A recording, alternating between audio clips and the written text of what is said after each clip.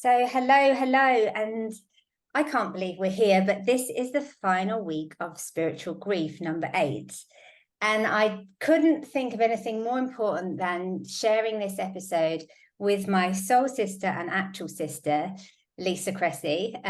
We've obviously both lost our dad in February, which is why I started this series, very much to talk about the idea and my belief that we are eternal souls that never really die. And that's the whole reason that this series was birthed into being, alongside a big hand from my dad saying, you have to do this. And then a second hand from my dad going, make sure you end with your sister.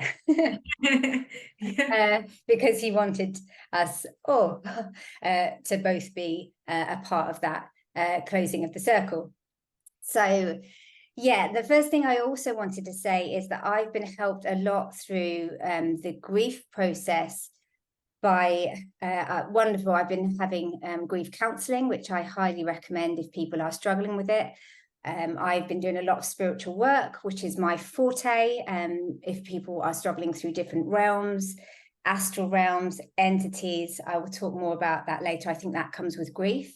But then there's a side of grief and trauma that I went through when I was very private. I wasn't really talking to people. I was caring for dad and I was struggling with a lot of trauma from witnessing the pain that he went through.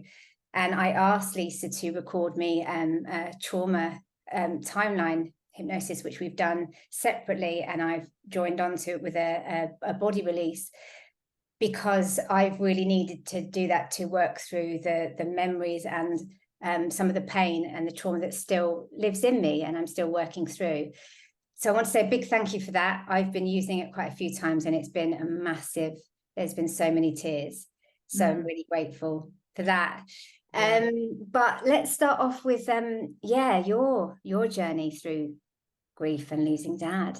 Yeah, and I mean, we're so early on in the journey as well, but I feel like we kind of started the journey before he actually passed over anyway, because there was a real kind of sense of losing. He was losing all the sort of passions and losing his life, and so there was that kind of you start to experience it even before the passing, don't you? So and it is all still so new, so many emotions. But it's been a real, you start to feel your own feelings, and I think that's something that I've really embraced. I think up till now as well, I have been someone who's kind of just buried things a bit as well, and through this I've really kind of worked on my feelings, experiencing them, knowing that's okay, and then kind of seeing, okay, well what else is there? And I absolutely work with this with other people, and I'm working with it with myself, of just kind of constantly kind of going, well, what else could there be? What else could there, what other option could there, what other perspective could there be? And that's been really helping me through this kind of grief journey. Because some people are going to believe that we are energy and that we transform and that there is no end. Some people are going to believe that and have absolute belief in afterlife. Some people may not, and some people may be more curious. But what's helped me in this journey, because I do have that belief that this isn't the end and that we have several different lives and that we're all learning. But what's really helped me is to really embody that and to really feel that and kind of go.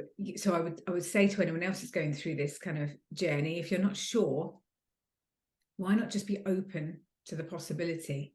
Just be open and just think, well, could there be? Because whenever you think, could there be, are we open to this? Or what else could kind of be true? It really helps us on our journey, because when we're very fixed and finite in our views, for example, that's it, I've lost someone, my life is never going to be the same, it's never going to be good again. Or that's it, someone has gone and this is just fine, how am I going to get that support? If you can just be open to kind of, well, what if they could be out there supporting me right now? What if my life could change for the better at some point down the road? That for me has given me a real kind of it's that compassion to yourself, isn't it? So that really helps on a grief journey. And that's what I'd say to anyone else. It's just being open. You don't have to believe this, you don't have to believe that. But if you can just be open to, maybe something good will come out of this, or maybe they are out there looking for, looking out for me now. That kind of just opening up, I think, really helps with a grief journey. I love that. And I'm just reminded, I think it was the last episode that I said to people, if you don't believe spirit exists, get off this series, it's not for you. You're like, just be open. I think I work on people with a more earlier on in the journey, shall we say, with awakening.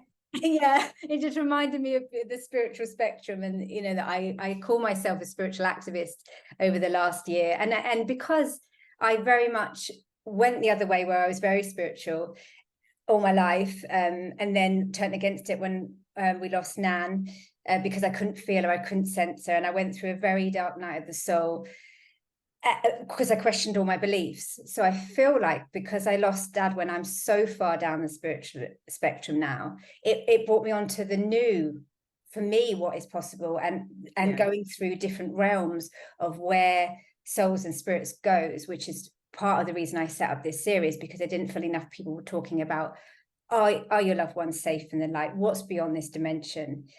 And all of that stuff, which felt so important to me, and I'm still going through all of that. But I went to a death cafe last Sunday, and even though I'm so grateful that they've set up a space and that people have a space to talk about death, for me, where I am on the journey, I found it quite inhibiting and destructive, because there was so much trauma in the room, and so much death is the end, and it's all about pain. And I say that, as we both know, we witnessed a lot of pain with Dad. He went through the ringer, completely, and that really tested me. But what I wanted to do is to not go back to that, what I call the death programming, which is death is the end. And I feel like it is a programming. And I'll ask you a little bit more about the negative programs around death, which I'm sure you have a lot to say. But I, even in that space, tried to sit there and stay a little bit open. And what happened was, I shared my journey and my pain, and then this girl that I was sitting next to just started talking, and she said to me, I just need to say to you, whatever will be, will be. And I just looked at her and started to cry. And I spoke to her afterwards, and I said, thank you for saying that to me, because that's what Dad said. Every time I was like, Dad, you've got cancer, how are you feeling? And he would say, que sera, sera, whatever will be. And we nearly put that into his funeral, but I didn't want to put whatever will be, because I was like, no, you're going to the light. So it's not whatever will be, but I'm going to get you there, Dad. We all are. And that happened. But and the beautiful kindred spirit that I connected with texted me later, and she said, Que Sera Sera is playing at my local spiritualist church this evening, the last 2 bars as I walked in. So, and I was like, oh, thank you, Dad. And so I do want to say that no matter where you are on your journey, if you stay in a closed down belief, the little gifts, because I didn't expect to get a message through Dad. I just wanted to sort of talk about him, and also maybe share that there's more to death, so that I could kind of share that kind of kindness and that ripple out. And then I got that beautiful gift back. So yes, because you're a master in the realm of mind, talk to me a little bit more about the limiting, what I call death programs, and you possibly call negative programs, maybe. Yeah, subconscious program. So master is we're all on a journey. Yeah. we're all, but it is something that's my passion, my purpose, and something I am just so interested in, and working in this area. So therefore it's kind of like, the stuff that I focus on all the time. But it is really interesting what you said there. I feel like this programming, we have this subconscious programming in our mind, and the thing is, we're always just trying to make things make sense, so that's how we have a specific programming from when we are previous lives, our soul programming. We have it from when we're early in childhood, and this programming kind of sets our beliefs, it sets our thoughts, it sets how we react to absolutely everything. But then what we're trying to do with that program is we're always trying to look for opportunities for it to make sense. And so because of that, it means that sorry, I'm just gonna I needed to, and I didn't bring any tissue up, Wally. I was having a bit of a cry about Dad. Yeah. Oh well, I haven't got any tissue, so you know, Dad, I might have to blame this scarf which I brought up. He's like, Shezza, really? Yeah. But yeah, we're always trying to make sense of things. That's the thing. But our making sense is all to do with our programming. So that can be the thing that can be self-limiting. That's the thing that can make some of our journeys, whether that's going through a grief journey, or whether that's transforming your life, or whether that's finding your purpose, whatever your journey is, you know, we're all on these journeys, we're all in this practice. But sometimes it can make it more difficult if we're not open. So it's exactly as you said, if we can be open, if we can just be a little bit more, oh, what is a different way, then that can kind of change our programming, you know, because we have these neural pathways in our minds that are kind of set, but we can change them. You know, I think of these neural pathways like, if you did a shortcut across a field every single day, you tread down the grass, and then your mind, your subconscious defaults to whatever channel is easiest. It doesn't like change. So you just go down that same route that you go down all the time. But if you can start to say, what else could I get from this? You know, you said you were expecting one thing from the Death Cafe, but you were open to something, so you got a different result. So if we can start just being a little bit more open, curious, you know, not to sort of beat ourselves up and go, why am I not getting over this? You know, I should have got over this by now. I should have done this. There's no shoulds, you know, everything is personal to someone. But if you can just be open to say, well, maybe today I might see something a little bit differently, then that can really help with that programming and kind of shift things. You know, this programming means that we think a certain way, which means we feel a certain way, which means we act a certain way. So it's really important to kind of bring it back to that original thought process. You can challenge this programming, you can, you know, make a difference and change things, but it is a practice to help on that journey. Yeah, and that reminded me of staying open to what's possible, because I saw Nan in spirit after she passed 5 years later. I was a bit like, Dad, could you just turn up, like, physically? And I think it's like, and I laugh because I say to people, don't expect things a certain way, because, you know, some people might never see spirit, but that doesn't mean they're not there. And we'll talk a bit more about that shortly. But I wanted to sort of talk about, because we did both care for Dad and we did go through quite a rough time, but in many ways that was the start of a new journey to holistic health and exploring what new things were possible. And I know that I have some of the most beautiful moments with Dad when I would say to him, Dad, do you want a healing? Because he was in so much pain. And I'd go, you know, laying down with him and put my hands on him, and then he'd have these electric shock moments. He was like, I'm not making this up. And I was like, of course you're not. And then I would say to him, and I'd be doing reflexology on his feet, and his belly would roar. And now we know that he had a blockage in his belly. And he would be like, I didn't used to believe all this stuff. Until you proved it was possible. And a couple of days before he died, I said to him, Dad, the thing is, I'm not telling everyone what to believe, but I work with energy, and you've seen how energy works, and energy can't go anywhere. So it always exists. Yeah. And that's all I said, because that was enough. And he went, okay. And I was just trying to tell him, you know, you're not going anywhere. Yeah. And, you know, this has been where I've looked into, you know, you know me, I like the science of the side. So, you know, when you think about quantum physics, we look at energy, you know, we are, you know, 99.999% energy. So even if people, you know, don't believe it, but I always say, you know, it's like when you walk into a room, and I know that I can feel this and you can feel this maybe more than some people, but I think a lot of people who are sort of listening now will get this as well and say, yeah, I'm the same. You walk into a room and you know the energy, you know, you can meet someone and go, oh, the energy's all off, or they, you know, they need this.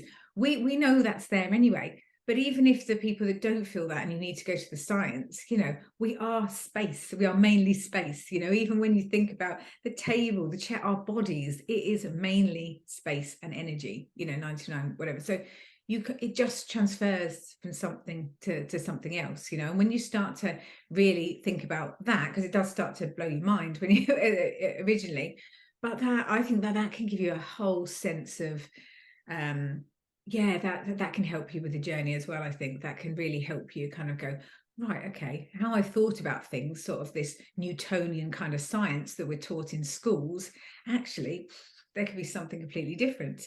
And if I'm thinking about it's completely different, that means that there's alternate universes. That means that there's all this space out there. There's you know, we have got this whole quantum way of living. There's so much more. And when you start to think about all of that, it makes you feel connected. I think that it's all one consciousness, and that there's a universal plan. And maybe your plan that you're thinking of right now, probably not the best plan if you just give in to universe's plan. You know, people pass over when they pass over, maybe because they've learned the life lesson that they needed to learn, and people go through pain maybe because that was a lesson they needed to learn. And it just helped, it certainly helped me make sense of like Dad's pain, because I was thinking, how is it fair for someone to go through that much pain?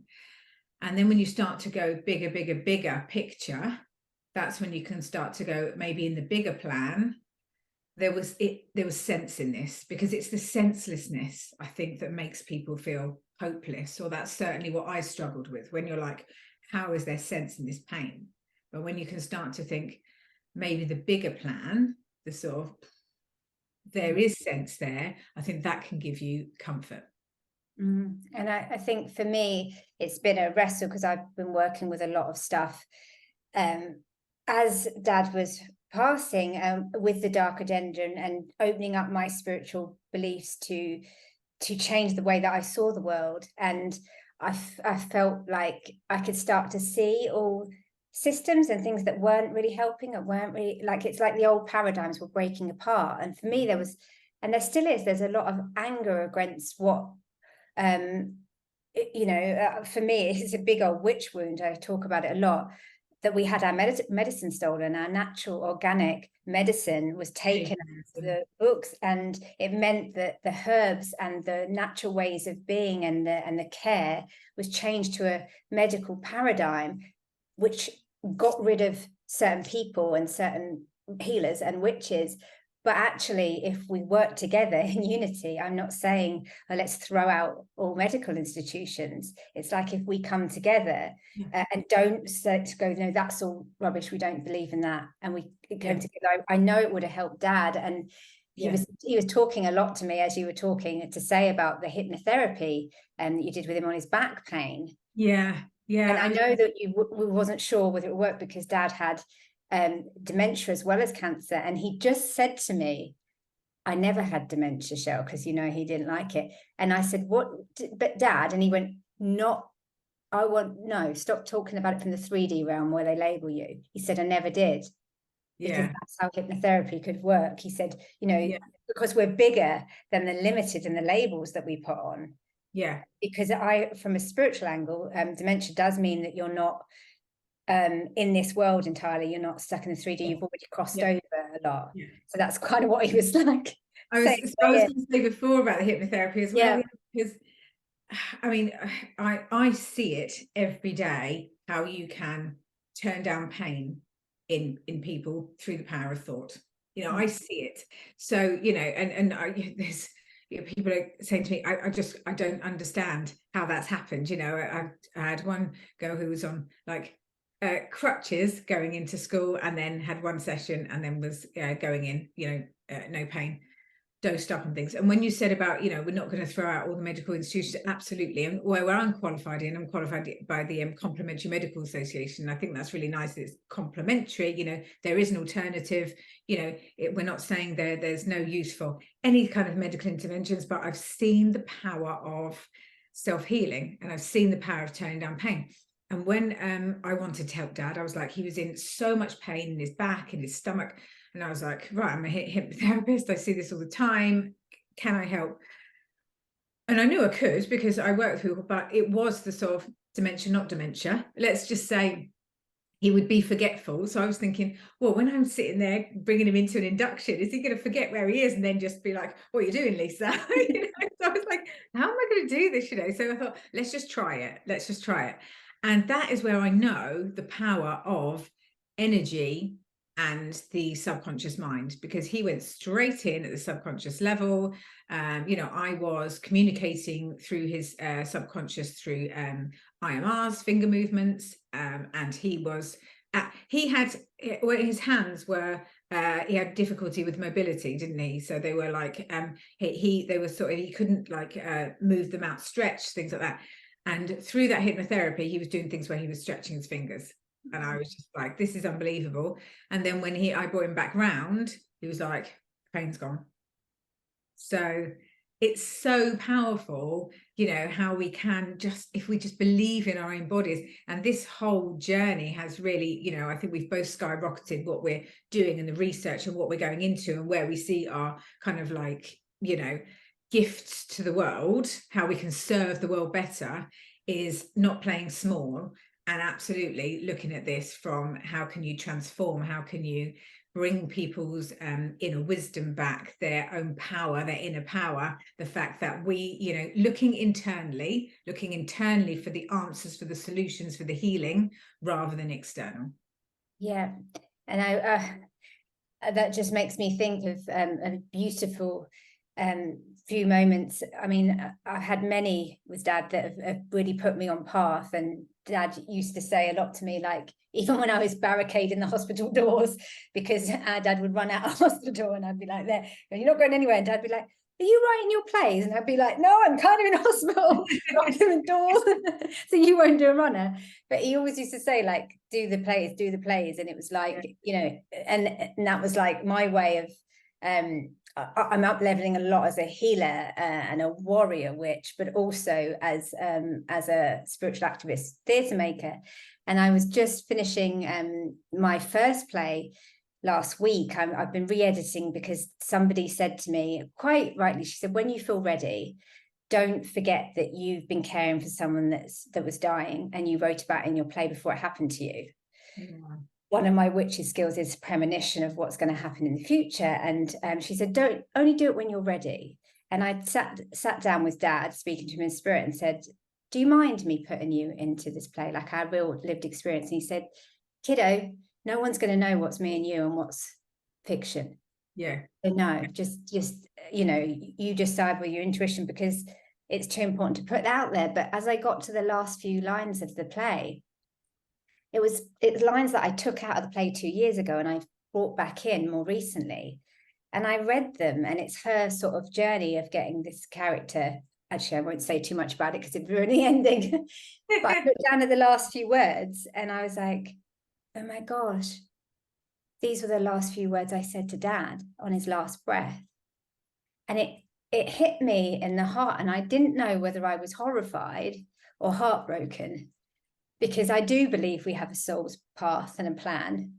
And I do know these things, because just before he was about to die, you were literally walking in and it was like the door was blocked, and I heard Spirit say, I don't want her in here. Like, it was Dad was trying to protect you, and he was trying to protect Mum.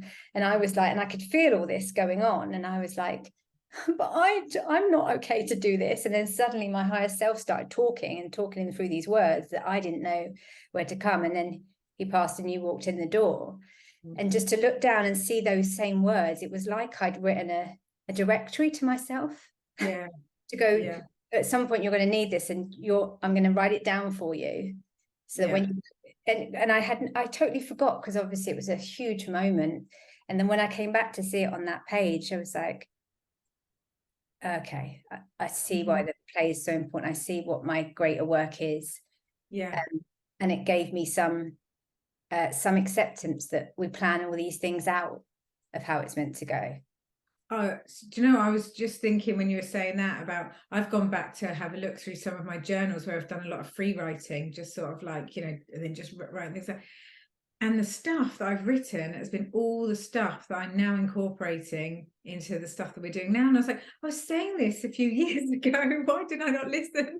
So these messages come through, that wisdom is there. It's all a plan, isn't it? And you've just got to believe that it's all happening for a reason at the right time, when it's right for you, when it's right for the world. But yeah, these things are sort of written and they're there sometimes years before. Yeah, it's profound. And I wanted to speak to you about because we've both been talking about this, and I've just jumped into the dad saying this in spirit, dad saying this in spirit, but your own sort of journey with loved ones and connecting, and the comfort that brings, and what you've been on with dad since, and then I can share a few more about mine. But yeah, your journey. Yeah. I think because obviously we've our mum's still here, and so she's going through that whole journey as well. And I think there's been a lot that I've been able to help her with as well, in the comfort that, because you're out there on the sort of spiritual spiritual woo where are you? I'm in the 29th dimension at the minute. Do you want me back? You're over there having a lovely time. and I'm like, I'm more than like, people, you sort of a little bit open to like, let's start getting us on this journey as well. So I'm absolutely very much going up there, but can also be like, so I just have to say this about Mum, because she said, you really believe spirits exist, don't you? And I said, yeah. And then she went, does Lisa? And I went, yeah. I'm the logical one. Oh, okay. And it was like she went, yeah, but you would. But does Lisa? Yeah. Oh, then maybe there's some truth to it.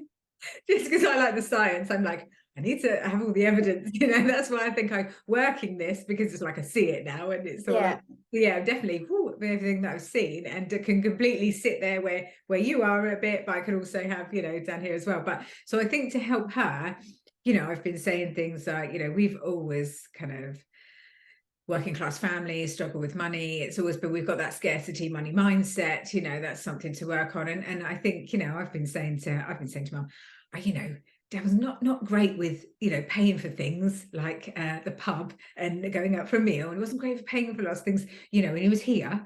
Now, he can help us a lot better from the other side, just like introducing money, we just got to be open to it. And I think that she's like, oh yeah, it can be, he can be a big help. And then, I just think of that time a couple of weeks ago with my dog, Ella, and your witchy gifts. Basically, I was on a walk with the dog, catching up with you. The dog went off, like some sort of being possessed, which was very, very odd. She's never like that. There's something very, very strange. It was literally like something took her over. It wasn't. I was calling it geopathic stress, which is stress and the ley lines underneath. That's what I felt it was. But yeah, she was definitely. Yeah, there's a load of building work going on. They're building new houses all to the fields where we normally run, and she just went under there and went over. So I don't know what was happening. I absolutely freaked out because there was all machinery, she just ran off. Normally I can always tempt her back with calling I've got chicken, and it just didn't work, and that's never happened before. And so I was obviously absolutely freaking out. I was like, she's going to go to the machinery. I couldn't get her back. It was underneath barbed wire and other fencing, so I couldn't crawl under, and she was gone. And then I rang you, didn't I? And I was just like, the dog's gone. I need your witchy gifts. I need to call her back. And the worst thing was, you called me first and we were having a chat before she ran off. And then you went, oh my God, I've got to go. And then I thought, oh, she hasn't called me back. I was like, oh dear, Lisa hasn't called me back straight away. And I was like, something's not right. And then you've called me back in tears. And I just said to you, just get off the phone and breathe. Because I was just like, I can't get into the zone. Calm down, I'll get the dog. Yeah, and I was literally, I just had to disconnect from Ella a little bit, like that last moment with Dad. I was like, don't be you, Cheryl, because me is very emotional, and like, and I just went higher self, and I just calling it. I was like, spirit team, no, we've been through too much, protect Ella. And I felt this big ring of energetic force field go round her to keep her in. And I was like, who else can help? Because I got a big team up there. Who else? And then suddenly I went, who loves dogs? And then I was like, Dad. Yeah. Dad, you know, was a massive, you know, our dog Pepsi that we grew up with actually was the person that came to visit him on the other side. That was the first energy I felt in, and he just went and stood by, and he's like, "She ain't going anywhere. I've got her. Yeah. Please ask me for this help. Yeah. You know, I've got this." And then you phone me back and like, oh, literally, I was sitting there going, "Oh my God, oh my God," and then Dad called in the dog. And then, because I did not know where she'd gone, she'd run where, which was never like her. She never leaves me. And then there she appeared, and came underneath the fence without me even tempting her with food. And yeah, so I was like so grateful. So, and then I said to Mum, I was like, "See, he's helping. Brought the dog back. I don't know what would have happened if he wasn't there." So I think just, you know, that's it. It's so comforting to know that people. And I will say, when I went back to Luton, to Mum and Dad's home, because Dad was sick for quite a while and he was all sitting in the chair. And when I last went home, the cushions had all his cushions had all moved around the sofas. And I said to Mum, "Well, this looks lovely." And she said, "Yeah, I thought rather than him just being in the ill chair, I'd have him everywhere in the room. So his energy's everywhere." And I was like, I mean, maybe she didn't use the word energy, but yeah, it's rubbing off on her. yeah. So yeah, oh my God, there's so much, but yeah, so a couple of things. I did the soul ceremony that I shared a couple of weeks ago for spiritual grief, and I remember saying to you when we were planning Dad's funeral that I'm going to do Dad a soul ceremony. And what ended up happening, we had such a beautiful funeral for Dad that I didn't feel, because I was going to do something separately, and we managed it so that we had, it was just so stunning, and it just reminded you what's possible when you do that. But right at the end of the funeral, we placed 10 red roses on Dad's coffin. And I'd done a shamanic journey when he was poorly in hospital, saying, how do I get him to, because my belief is, and I've witnessed this a lot working in the spiritual realm, if you are medicated or you are in pain or you are in trauma, you have got soul loss, soul fragmentation. And what that means is that you're living on the earth slightly traumatized or very able to attract in bad energy or entities or demonics, as I call them. But when you are going through the dying process and you're not a full soul, you're going to have a harder journey up to the light. And I was aware of all this, and I was teaching all this and going through it with Dad and doing a lot of sort of soul retrieval work, but not being in the best way. And what happened in the journey I took was, one, I called in the energy of Lilith, who was a dark goddess who was really standing by my side. And she's actually the main character in my second play, so I'm not surprised. Two, we were always called Peter's angels, me, you, and Mum. And Dad came in to remind me of that. So I called in the energy of Mum, who I believe is a spiritual warrior. She doesn't know it. I know you're a spiritual warrior. And we were all standing there. And then I saw these 10 white roses being laid out. And I said, Dad, just follow those. And they're going to be your journey to the light. So if you ever get lost, there's your journey. And when I did the soul ceremony this morning, I've done the soul ceremony with Mum, and I know that you've done it as well. And when I did it with Mum, it was very powerful. I was doing a healing on her, and her great grandmother's brother, he came through, who's a real big healer. Mum said, he's never come through so visually before, and I felt him there healing me. And I had one hand out to Dad's ashes and one hand to Mum, trying to just bring in a lot of healing and love. And this morning, when I did the soul ceremony again and I connected in with Dad, he said, I'm on rose number 4. We got some work, kiddo. Because I was like, are you all right? And he was like, yeah, but this is a bit more than I expected. And then I looked at what rose 4 was, because the Egyptians have the 10 bodies of light, which was the committal I wrote for the funeral, him going through the 10 bodies of light. And the first bodies are the physical body. And very much as a healer, I was trying to get him healed and healing that physical pain to cross over. And then I looked up number 4 because I forgot, and it's the shadow body, the dark karmic imprint. And I was like, Oh God. And my second play is all about the shadow in society. And one of the angels that my character works with is a spirit. So I always had this awareness that I was going to be working with someone in spirit on the second play. I just didn't know it was going to be my dad.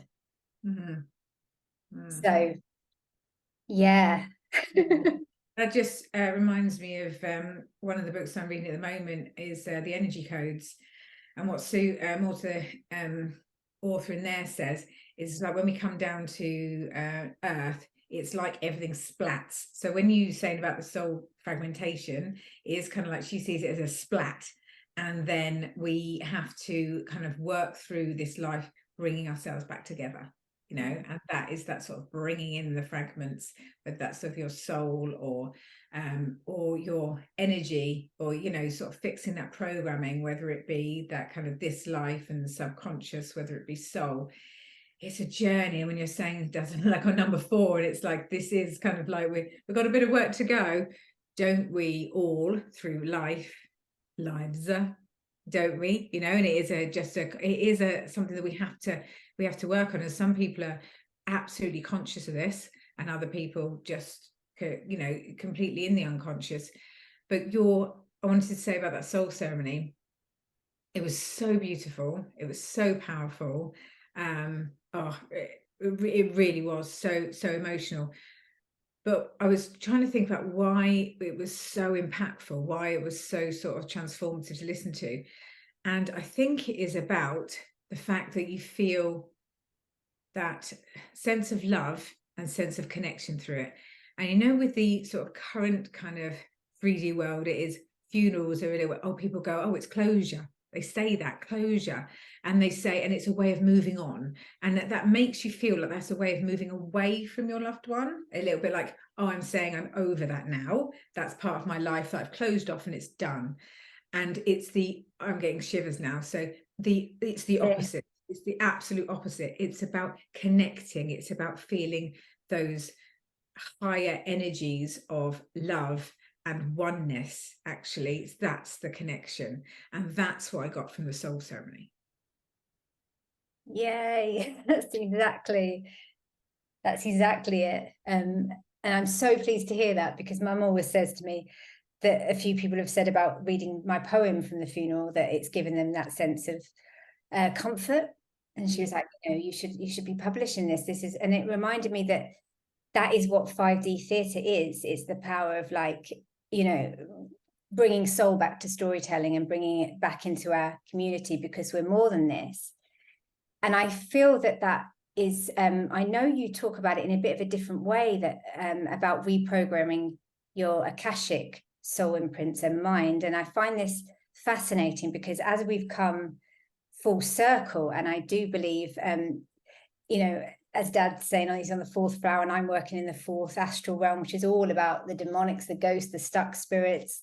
It's all kind of my big work of where I am now on a soul level, of how we can, because our spirit's never harmed. I will remind everybody that our pure consciousness is never harmed, but we are just working our way through different dimensions from how I see it. But because I'm such a soul and spirit warrior, and that's my world, I have found it so valuable working with you on many things. I've done your confidence, your super being course. I've done past life regressions and found really, really brave past life regressions, which I've been scared to go to with anyone and not felt safe. And yeah, there's some profound things I could talk about, but I found it valuable. And I say this to people: if you're not spiritual and you're having an awakening and you have a soul, come to me. Yeah, you know, this is my world. But if you are spiritual and you're not understanding the power of the mind and the intention setting and the commanding and the mind control that we are under, then, you know, come to you. And if you're wanting to be an absolute warrior rising, come to us both. That's how I feel, because it really does cross over, because you work on mindset with people that you work with, because it's that, you know, mindset is that internal narrative, you know. So whether it's that programming from a soul level, or whether it's in this life, it's how powerful is that programming that we have in our mind, you know, that narrative. And are we doing the sort of spiritual stuff as well with my clients? It you know, it inevitably just, it does cross over. But the more that we've been kind of looking into this, obviously since Dad's passing, the more I'm like, oh wow, the power of us coming together, or that sort of like the subconscious programming and the soul programming. If you want to, ultimately, people want to be living completely aligned to purpose, people want to be free, people want to be happy, you know, and to feel that, you know, that is the energy vibration of love. Ultimately, that's where we need to get to, that connectedness with that sort of universal oneness consciousness. But what detracts us from that is when we have lower energy, which basically can come from thought. So when we're thinking about it on mindset, if you can think about thoughts as energy patterns, so when you have negative thoughts, it is a lower vibe, negative energy. When you have happier ones, you know, so happier thoughts lead to happier feelings, lead to happier actions, or if you want to make it that simple. But it is all about energy and that programming. So we have to really work on, whether that's at a subconscious level, whether that's at a soul level, both needs to be, you know, we need to sort of release that, own our own programming, be very aware of it. And that's the key thing, the first step, isn't it? It's that awareness, kind of like, why am I doing what I'm doing? Yeah. What is my doing? And then, what level does it go down to? You know, how deep does it go? Which lifetime? Which exactly. So it's awareness. And like you said, I do that with clients through hypnotherapy, through Akashic records, through past life regressions, but a lot of stuff, the current life, inner child work, you know, you need to go back. How deep does it go? Is it in this lifetime we can change things here? Is it much further back? You know, so probably be both, the reflection of, yeah. So it is, yeah, it's kind of that awareness. How deep does it go? And then it's that journey of kind of like, right, is there soul contracts that I need to burn? Is there subconscious programming that I release that self-limiting belief? You know, you may have had contracts for lives where you're always going to be sat in that sort of money scarcity, or being persecuted for what you believe in, speaking out. And so now it's showing up in this life that you have issues with your throat, you know, or you know, and sure. Or, you know, you might have real issues doing presentations at work. You know, it all kind of like manifests in. So it's awareness, and then it's going back and it's starting to release these contracts, release this programming, release the beliefs, because by doing that, we are releasing that sort of discordant negative energy, and we are starting to bring in, so that we can start to feel like we're connecting to our soul, to our purpose, and those, you know, those feelings of love, ultimately, because that's where we want to be. We want to be feeling that connected and love, rather than worry, guilt, shame, all of these other feelings that kind of knock us off track. Yeah, and I wanted to bring in the idea of soul contracts that are good soul contracts as well, that are soul purpose contracts, because I found my ancestral contract, because you can't clear things in the same way when you don't have a physical body. That some of my contracts is to clear these things out in our lineages, and that's how I give back to Dad and to Nan and to all the people before us. And that is my soul contract, to break apart this paradigm, break apart the poverty, to really live through it, experience it, and go, no, I can overcome it. And I feel that that's been a massive contract. I'm like, when you get conscious of your contracts through the woundings, and then just go, oh, actually that one I chose because I'm brave enough to transmute it and go through it. And this one I chose because I'm so passionate about bringing down the astral realm and the entities, because this one, you know, I was persecuted, killed for talking about this, but in this lifetime I'm going to talk about it. Yeah, it is bringing in that consciousness, isn't it? Conscious awareness. Yeah.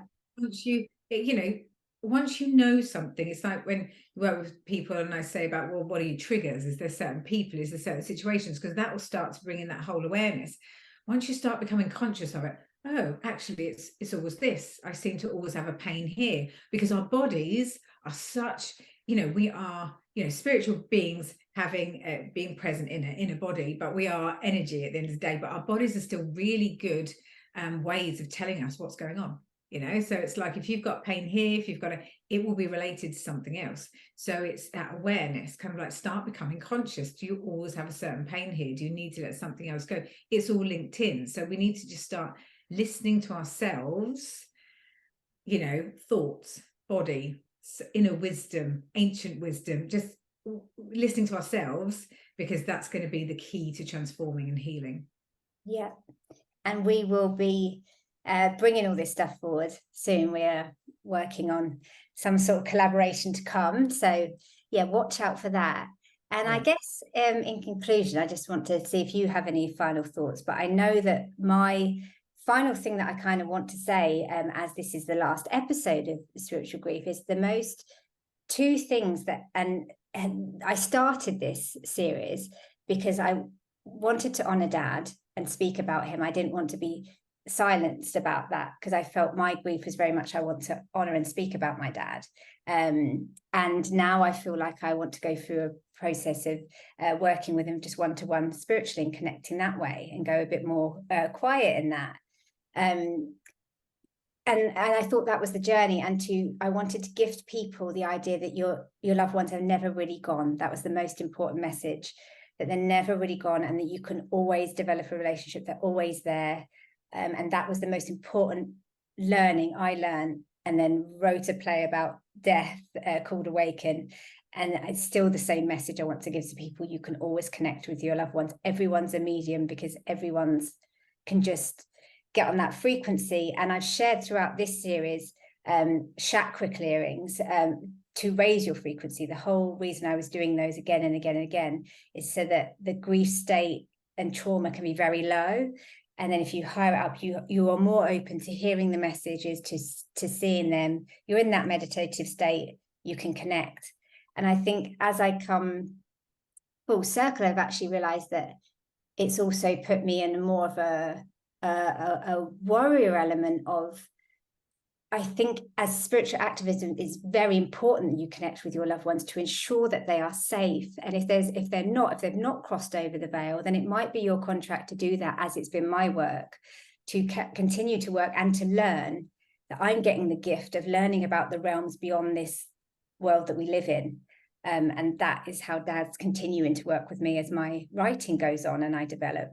So it's brought me on a much bigger journey. And yeah, so I wanted you to share about where it's got you to, how what's shifted, what's changed, and what hope can you offer other people about the grief journey?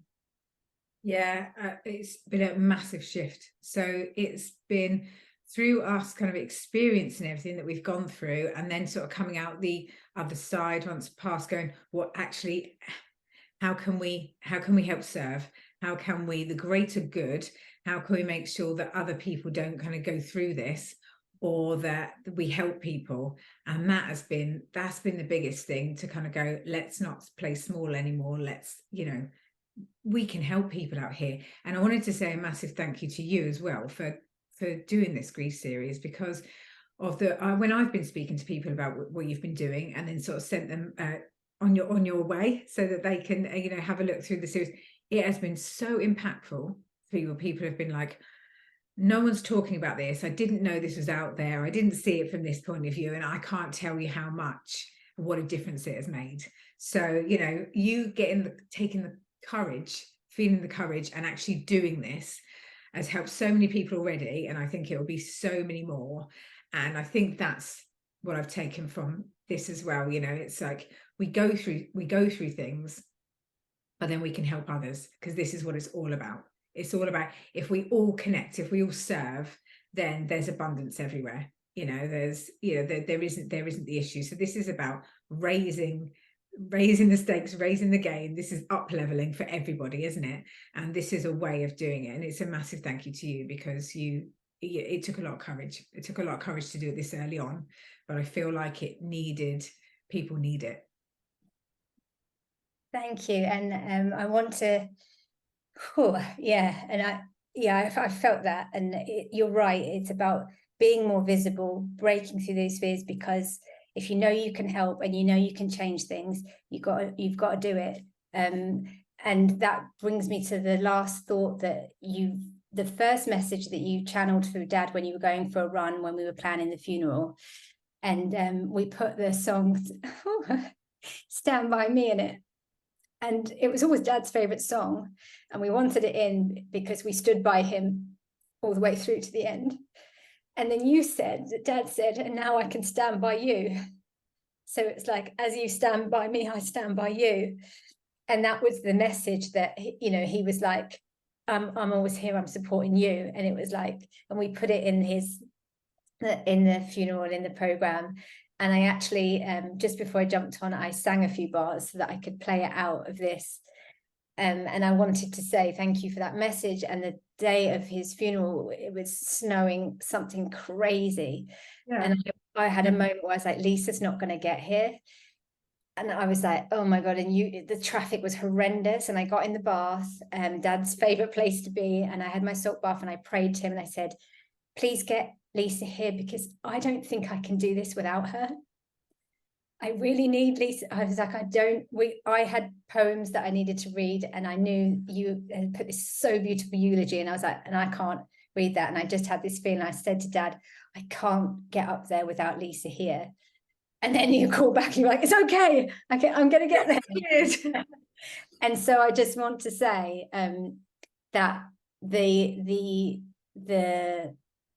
the strength it has given me, that you're my sister, has always been phenomenal. And I'm so proud of the work that you do. It's helped me immensely. Do listen to the combined meditation for trauma. If you're suffering, I'm still going to listen to it. And then it goes on to higher self and a bit of an ancestral connection that people might have with their own loved ones and understand their own soul's journey. So do that. It's an amazing tool. And know, above everything else, and as I'm reminded, that you have your earth angels, I have mine, and you have people standing by you in spirit at all times. Yeah. And the other thing that I just wanted to say, because the other song that keeps coming through right now is the other one, which was after the funeral, I think, or no, it was before the funeral, but after I passed, was because you said, just listen out, it'll come through in songs, and it was the We Could Be Heroes, that song. So it was very much, I think we were his heroes, but I think from you doing this grief series as well, he now knows that we're all heroes to each other, and actually getting that courage. You can be a hero to someone else. When you're saying about an earth angel, we can be heroes. That's how we can help serve. Oh, and Dad's I did believe this moment to channel a message from him. He said, and there was a third song called Up on the Roof that we played, because even when our dad was very sick and he shouldn't have been up there, he got up on that roof, and the roof has recently been leaking again, and Mum's had some help. She's had someone round, and the guy went round the back and he was like, oh, that's handy. He's left the ladder out so the guy could get out really quickly, and it was really smooth, and it was like Dad was standing there going, I'm still standing by you. And I said, Mum, Dad's making that easy for you. So even though she might not feel it in the same way, or it might be as strong, it's like Dad's like, I'm standing by you. You know, they might have been tumultuous, they were married 50 years, but he's still, you know, whatever level you are on the trajectory, they're still there. It's just a case of getting quiet and feeling into it. Yeah. And you know what, that's a really nice lesson there, isn't it? It's a case of being quiet and feeling into it, that inner wisdom. Thank you.